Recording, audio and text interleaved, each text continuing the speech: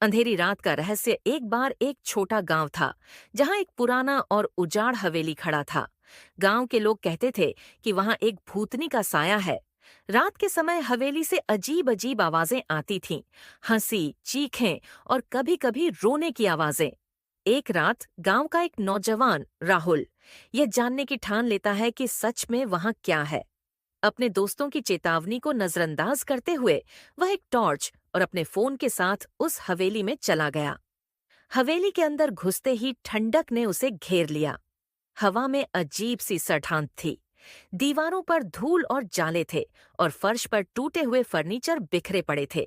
अचानक उसने अपने पीछे दरवाजे के जोर से बंद होने की आवाज सुनी।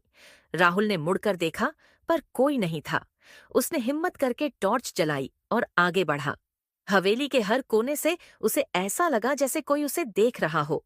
तभी एक कमरे में उसने एक पुरानी तस्वीर देखी जिसमें एक महिला सफेद साड़ी पहने खड़ी थी। उसकी आंखें सीधे राहुल को घूर रही थीं।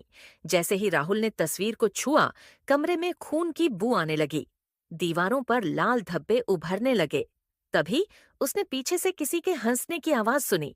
डर के मारे उसने मुड़कर देखा तो वही महिला तस्वीर से बाहर आ चुकी थी और उसकी आंखें खून से लाल थीं।